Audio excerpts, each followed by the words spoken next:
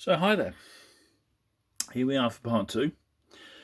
So this is the Kittyhawk 1/48 SEPECAT Jaguar. So much smaller box, maybe a little wider, so we're expecting this to be absolutely packed in there with stuff. You can tell the age of the kit from the back again. This I did buy again from my usual plastic crack dealer, but many years ago.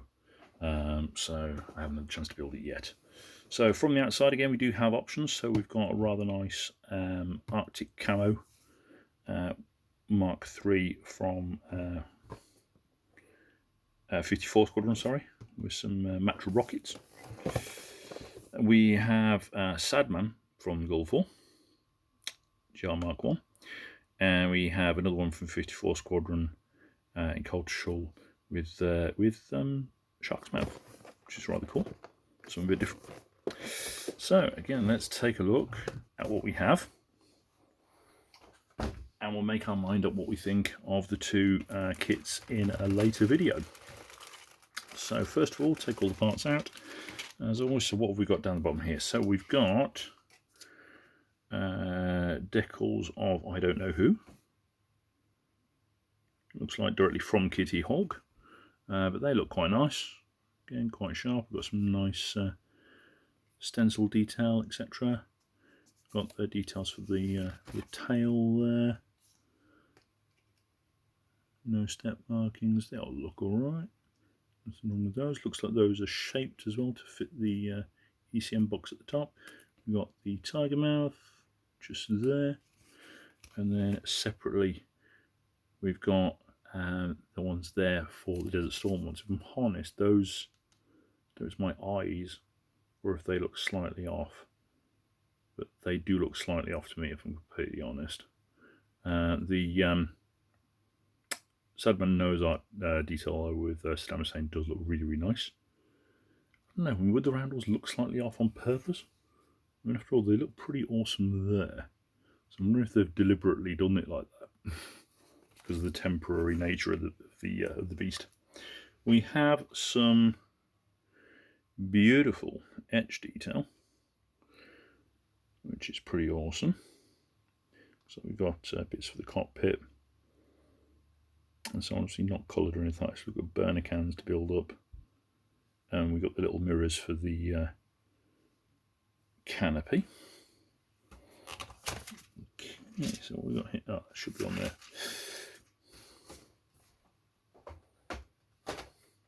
So instructions, full colour, it looks like. Oh no, they're not. Partially. So opening up the front here, we have details for the weaponry, all in colour. Bonus details there, jokes as well. Again, for the rest of them there, we have a nice big colour call out here for the Desert Storm option. Not seeing what they suggest for the colour.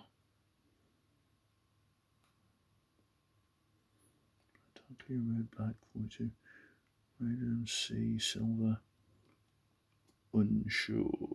Unless that's what they mean there by mixing two Gunsangyo colours just there, I think. That's what they've gone for. As I said in the other video, there are different options out there. Extra Acrylic do a correct desert pink in acrylic. Humbrol obviously did Humbrol 250 years ago if you can get hold of it. And of course MRP do a lacquer. We have a nice wraparound one, top and bottom. Again with the shark's mouth there, which is pretty cool. And we have the, I think probably the best looking one actually, the Arctic camo one. Looks very smart with some sea grey there. So starting off with the breakdown of the parts there. And then where are we going? So yeah, sure enough, we're going straight in for the detail of the cockpit. Again, fairly simple looking, not going sort of all out, just black and white, but all looks pretty simple to put together. Some simple bits and pieces there. We know that, because obviously this is an older kit now, it does have one drawback, which I'll start straight away with, and that is that all the various open bits have to be open. Trying to close them, for example, close the wheels in to make it in flight, are basically impossible. If you build it up as it is sitting there on the pan, it builds up fine. If you try to deviate from these instructions in any way whatsoever, that's when things start going very wrong very quickly. So building up the undercarriage for the front, just there again, all your colour call-outs there. Again, just be careful of things like this where obviously it's doubling. You need to do both sides. Putting some smaller details in the inside of the nose. Again, a separate nose section, closing the cockpit around that. So again, it looks like obviously this has been built with the intention of being able to do like a trainer version or other versions with different noses, different front sections. I mean, it's got us putting all the doors and stuff there. I'm not sure I'd go that far doing that early. Guaranteed to knock that off. Yeah, sure enough, the very front of the nose with laser designator is going on now. So again, there is the option there on my camera. I do apologise. So again, if you have like pointy nose versions, etc., the kit is designed for those. Again, we've got the canopy going on already. I would not do that. That'll be going on much later. But again, all the avionics bays and stuff like this open at the front. Again, knowing from other people, you're not closing those, not without a lot of work. So yes, they are going to be on show. So you can have a lot of detail painting there. Same again with what looks like the gun bay. You know, it's not. What is that? That might be the rear end of the gun, I think. Trying to figure out where that would be. I think that's the rear end of the gun going in. So we've got some details there. And again, undercarriage there. All going together. Undercarriage going in now. Yeah, that's the rear end of the gun, I think, going in. So you've got some detail there. We've got the rear sort of section going in now, being sandwiched in to the two sides. I can see that being a little awkward, making sure you get that spot on. We've got air intakes being built up. No fancy jigs to make sure this is all straight like the Airfix one. We've got some blanking plates going on, filling in the details there. We've got much longer jets though. So jet engines going right the way back, much further. We have some of the doors going on. Again, we've got the engines going in. We've got some wonderful details going on here with the pylons. We've now got the covers for the engine going on. Hopefully they fit. We've got the wings going together, again with options for making holes and stuff so you can put all the bombs and etc. on. Now we've got the front end going into the rear end now. Not too sure about that, but okay. It's a bit of a curious decision. Again, now you've got all the pointy bits that can just jab you and get knocked off, but okay. We've got some laser guided bombs going together, which is rather nice, and some matropods as well. Again, depending on which version you go with. We've got some more pylons going in. Got sidewinder rails. We've now got a different option. Oh, I see. Yeah, okay. So again, it's not particularly clear about which one's which here, so you'd have to be careful. Because now, again, we're repeating it again, but with a different loadout. So we've got laser guided bombs. We've got front end going in. We have some free fall bombs. Sidewinders, fuel tanks. What looks like oldest.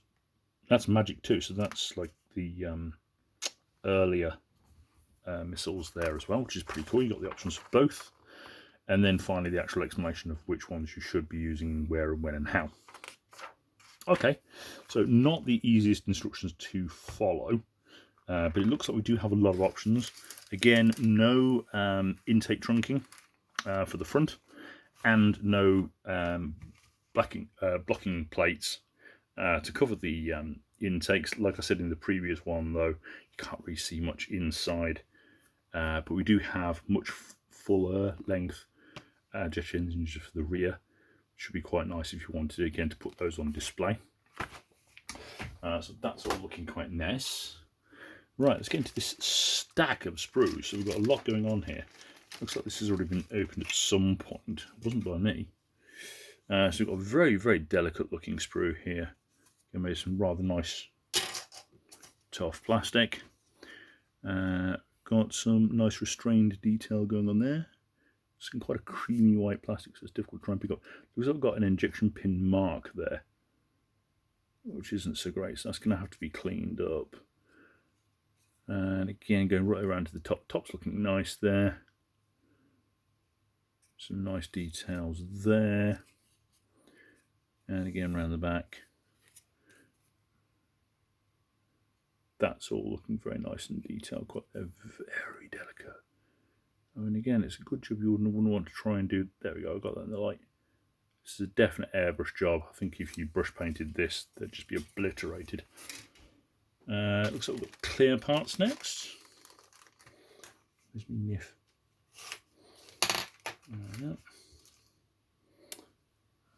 So, much like the one, I'm really liking all of these. Again, they are looking beautiful. Not seeing any distortion. Nice big clear parts. Everything. We have got a bit of flash around the back of that there, though. It'd have to be cleaned up. Again, which parts you actually need, which parts you don't. You have to look in the instructions. The laser designated nose just there. On my thumb. So they're pretty nice. Certainly good enough. Let's make sure they're protected. I'll put them to one side. Right, we then have a tiny sprue here stapled together.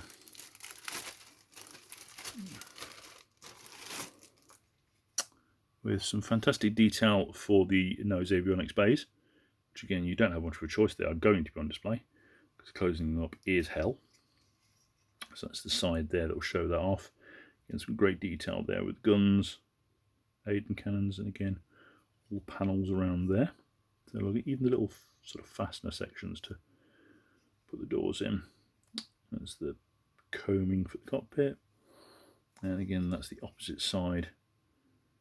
Again, without the avionics bays all open. So that's NES. That is it's a blank option for the instrument panel. Again, I assume to use the etched details that it came with.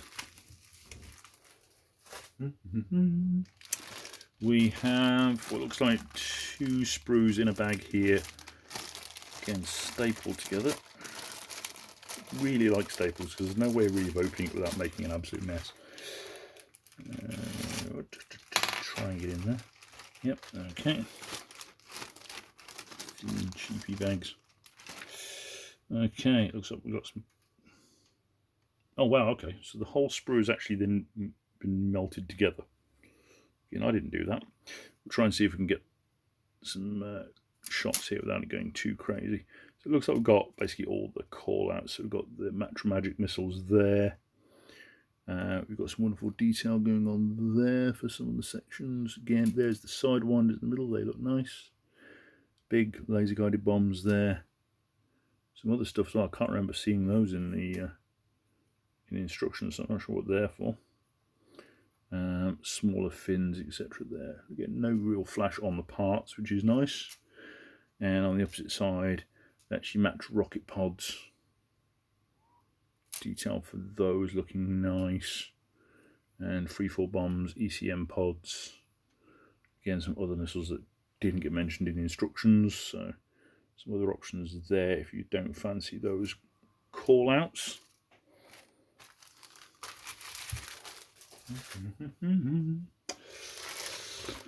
There we go. If we can get into this one.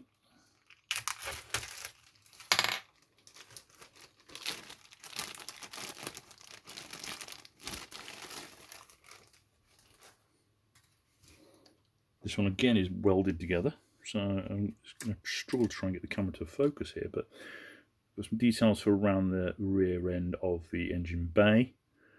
Again, with some fans there, they're okay. Not the nicest I've seen, but they're pretty fancy. Detail on the ejection seat again, if I can get the camera to focus on the right bit. There we go. Back panel. just there. And again, some of the details there for the sides of some of the wheel bays, etc. Doors there.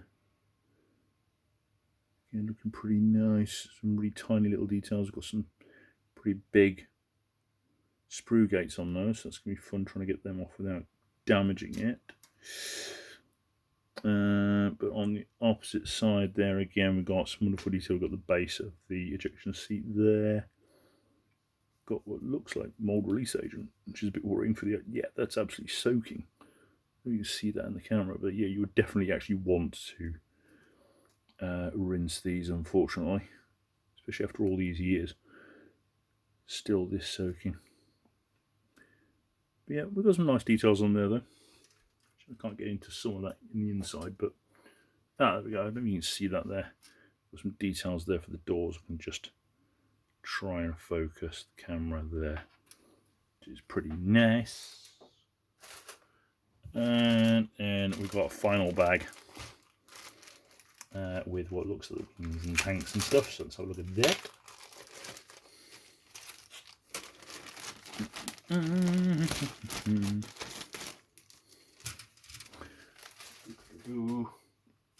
this going to be welded together? Of course it is. So again, we've got two sprues melded together. We've got some nice detail on the inside of the engine bays here. And then to the wings, here we go, proper detail. So we've got some lovely restrained routing detail there.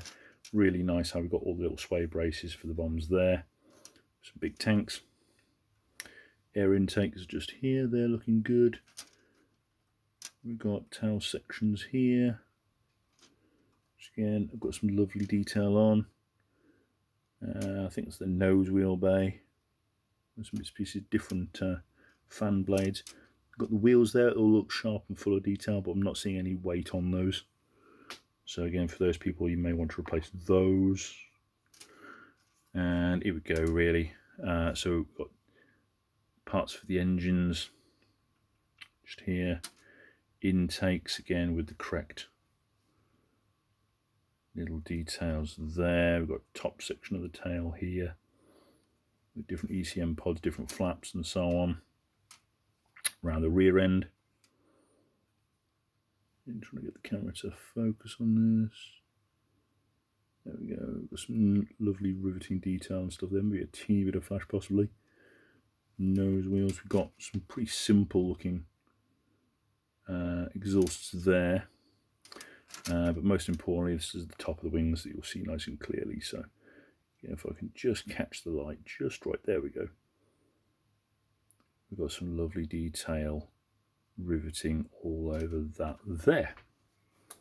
Okay, so what do I think? Again, a little bit of a memory lane one really, but what do I think of the Kittyhawk Jaguar? Again, obviously it's difficult to know really until you build one of these things, but we do know again that you need to keep things open. So got a lot of lovely detail all over this. What side are the avionics bays on?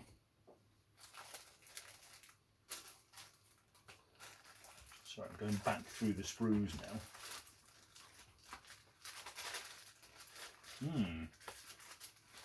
So for those of you doing the Desert Storm one, I should point it out that the fancy nose art is going to be over where the avionics bays are, so it will be on the doors instead. So that could complicate things ever so slightly. If you want to again show off the nose art of the Desert Storm there. But yeah, it looks like some lovely detail. Some lovely options. We've got lots of different options there, and some others again that aren't necessarily used for this kit.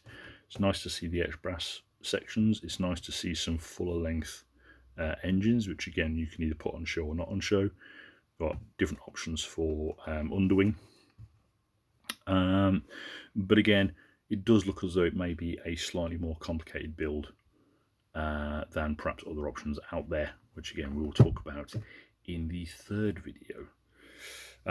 So we have now taken a good look at the Kittyhawk box. We have taken a good look at the Airfix box. So join me another day for a part 3 where I will make my decision on which one I'm keeping.